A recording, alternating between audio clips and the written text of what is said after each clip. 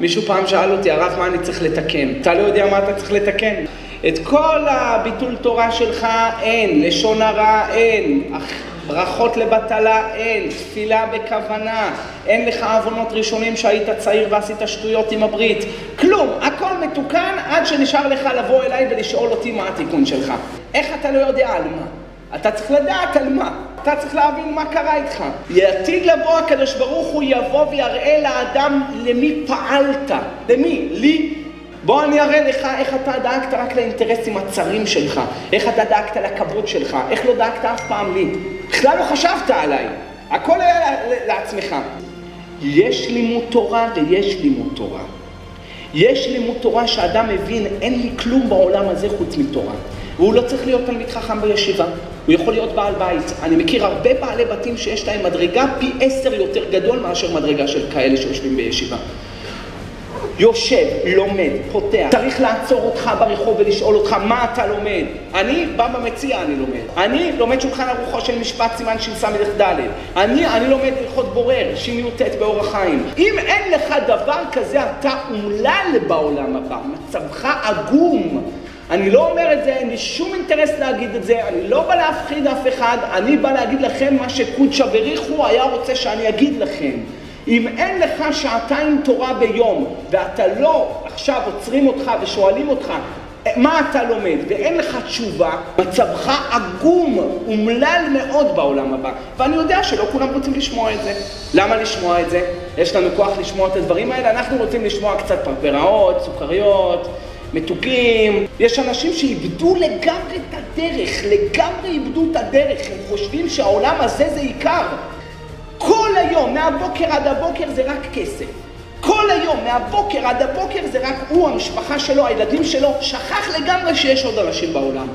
שכח לגמרי שיש עולם אחר, עולם נוסף, לא רק העולם הזה. הוא כולו טבוע כאן, כולו שתול כאן, כל המציאות שלו זה כאן. הוא מסכן, הוא אומלל, אין לו עולם הבא.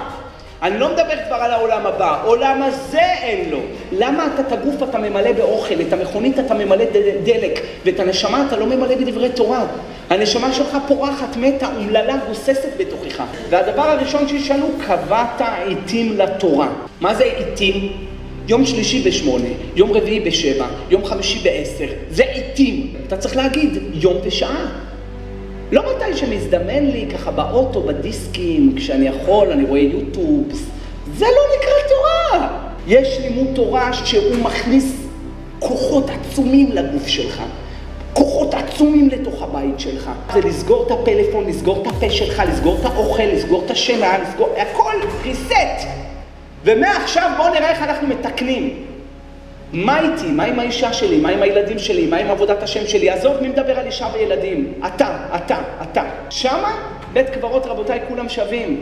אתה תזכור טוב מאוד שאת הכל אתה צריך להעביר לשם. אבל אנשים אוכלים פה ואוכלים ומשמינים ושוכחים לגמרי למה הם באו לעולם הזה. חז"ל אומרים העולם הזה דומה לערב שבת, העולם הבא לשבת. מי שהכין בערב שבת יאכל בשבת. העולם הזה דומה לפרוזדור, העולם הבא לטרקלין. התקין את עצמך בפרוזדור כדי שתיכנס לטרקלין. העולם הזה דומה ליבשה, העולם הבא לים. אם הכנת ביבשה תאכל בים. העולם הזה דומה, בלי סוף מדרשים כאלה.